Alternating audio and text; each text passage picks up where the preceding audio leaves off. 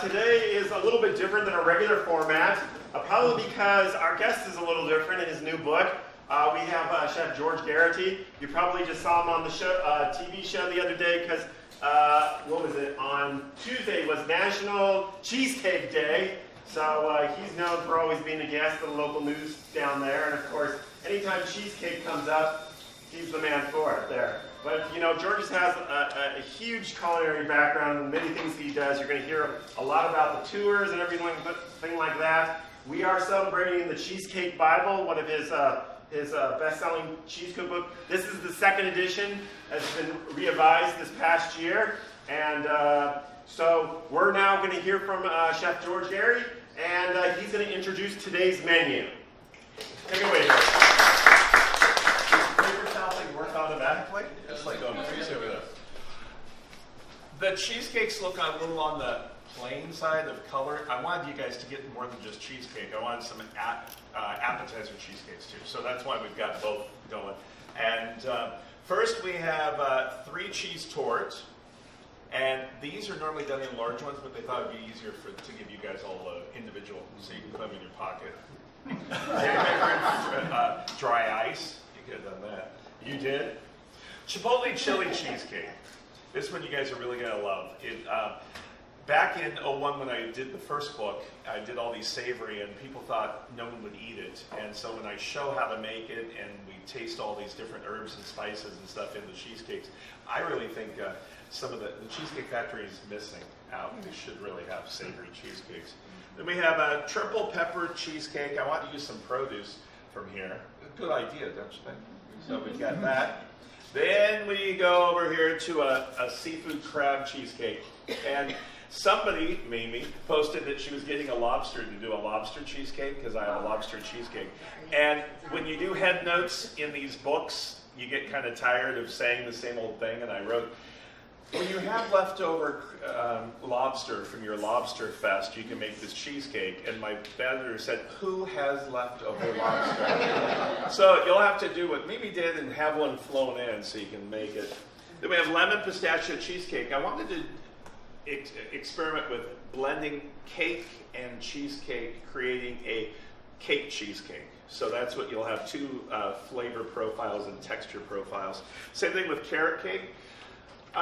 Some of the big companies started doing all these different cheesecakes with 1 layer of red velvet and then 1 layer of cream cheese filling. You know, you guys know what I'm talking about? The factory. And you cut it in, and all they've done is frozen 2 layers and put them together. And with me, we blended them both away. So we'll show you how to do that. And then we've got the carrot cake, cheesecake, and then we have to do something chocolate because I have a problem with chocolate. Which everybody should. If you don't like chocolate, we don't trust you. Hey, well, welcome everyone here. We have an exciting chef and guest here today. George and Melissa's goes back some time, even actually with our Chef Tom. Chef Tom Fraker, who is not only our executive chef and test kitchen director, his family, sisters who are here today, actually grew up with George. They actually went to kindergarten and grade school together, so we have a little reunion going on here. But let me tell you a little bit about Chef George Geary and everything that he has going on. We are celebrating his 12th cookbook, and I understand he has 2 more in the loop right now, number 13 and 14 coming out in the next years there. You're just turning into a book machine, aren't you? Yeah, I'm shocked that I have that many. Okay. Yeah. Well, we're going to see a lot more stuff coming out of George, but let me give you a little background about him.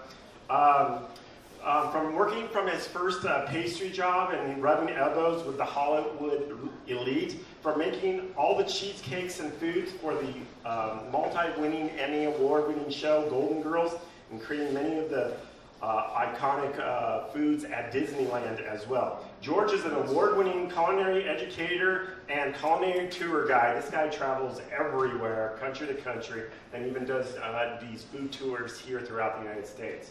So you got to connect with him later about that. Maybe he'll be talking about it a little bit about his presentation as well. Actually, yearly he does the south of France and some of the major cities of America. He was talking earlier about some of the pieces he has at home that are Julia Child's, because he's been involved with food tours at her place out in France as well. From food history and preservation is his passion. Currently working on his 13th and 14th book, as I said. He is a historic California icon food locations that he goes to. You'll see him on very much a guest at the Hallmark's Home and Family show. He does regularly spots like he just did the other day on CBS there in San Diego, and their morning news program where he mixes up cocktails and a few tasty treats like cheesecakes. And today, celebrating the Cheesecake Bible, his second edition. They had to make a second edition because it was so popular from his first edition just over 16, 17 years ago, right? 10 years was the first Bible. Oh, 10 years ago. 18 years was the first book. Was the very first book. Well, let's hear from Chef George and see what he's got going on. Yeah, cheesecake, I didn't know I was going to be so known for cheesecakes. And the Golden Girls, when I did that show back in the 80s, I was doing a bunch of different shows. I was working at Ren Mar Stages, which was next to Paramount. And I started working in the food prop department, and they said, why don't you work on these other shows? And I was doing some strange shows, and I didn't really know. We didn't have food stylists back then like we do today. And I just accidentally got into the cheesecake thing, but I'll talk about the cheesecakes with Golden Girls later on. But what I did is I put together a few recipes for you to try out, and I want to give you some tips. Throughout the very first book I ever did, the 125 best cheesecake recipes, this came out in 2001, and people said, how do you know they're the 125 best? And I said, well, I gave 126 to my publisher, and he took one away and said, those are the best. So that's how we did that. Then the Cheesecake Bible itself came out 10 years ago, and that was the original cover. Then the publisher decides to change the cover so people thought it was a new book, which it wasn't 5 years later. Then he sold it off, and it's in about 6 different languages, but this is the Italian version. And I have never made a cheesecake look like that in my life. And I said to him, why did they do that? And because you can't find that cheesecake in the book. It's like a gelatin mess. And he said, they buy the rights, they do what they want, you just get your name on it, and that's about it. So I was kind of worried about the acknowledgments in the book. I wanted to make sure I didn't say something obscene in Italian. And so I ran it through my Italian friend, and she goes, it's exactly what you wrote. So I thanked the right people the right way. I was worried about it. Then we got the Cheesecake Bible, just came out. I really wanted to call this the New Testament. It's a second version, and they thought there'd be some places that wouldn't like that. So, hey, it's food. Yeah. So anyway, that's our cheesecake life in that part. I finally put the Golden Girls cheesecake that I did on the set in the book. So the last book, I remembered everything, I think. I did a book called The Biscuit Mix, and I didn't want to do it, and it doesn't even have a biscuit in it. Afterwards, after the book came out in print, I go, wait a minute, it's like saying you're doing a chocolate book and you forgot to put the chocolate in it. So, most important part of baking is the right tools. And everybody, I almost went past a store to get one. You've seen a cheesecake springform pan with the, I call it a washboard bottom and a lip to it. Most people will use those because they don't know what they're supposed to use. They use one of those, and the cheesecake gets caught in there, and you can't get the cheesecake off of it. So it's a big problem. What normally happens is they stop working after twice, because the spring stops working. We wash the spring mechanism first. The bottom part you don't wash until the cheesecake's completely devoured, because you can't get it off of that. So what you do is you take and you just put plastic wrap and you serve it on that. So when I was working on the first cheesecake book, I asked the cheesecake pan makers, I was saying, why do you make it so rigid and textured on the bottom? They said, because people cut on it and we don't want the knife marks to look bad. I said, but it doesn't make sense to me. So then a lot of companies were coming out with a glass bottom. There's cheesecake pans that are $80 that you don't need. So what you need is a cheesecake pan that's a pop-up. And there's a company in Gardena that makes them, but there's about 5 companies in the back of the book that tells you. But this is what you use. And it's flat. It's shaped, I call it L-shaped. It's not concave, convex, or anything like that. How you get this out, a cheesecake, this is a 10-inch one. I take a big soup can, and without forks, and just do this. The force of the cheesecake gets taken out all in one shot, instead of ripping it. Everyone has their own way of making cheesecakes, and what I did with the book is I created a book that, the first one, where I would make about 300 to 400 cheesecakes per day at Disney when I worked there. And I thought, you know, we've got to create a way that you make a cheesecake at the home use, at the home base. Because what happens is, you read these recipes, I'm sure you've all read them, put the cheesecake in the oven at 500 degrees, turn the oven off and let it sit there overnight. Could you imagine at Disney, we didn't have that many, I still act like I work there. It's been 25 years and I still think I don't have mouse ears anymore. So what you do is you think, how in the world can you have that many hundreds of cheesecakes cooling all night long? We have to use the ovens production-wise. So back after a number of years, I was out at the Cheesecake Factory out in Agora helping them out with some stuff. And I came to the conclusion with, and they were like, this is great how we do it. I don't use a water bath. Everyone does that.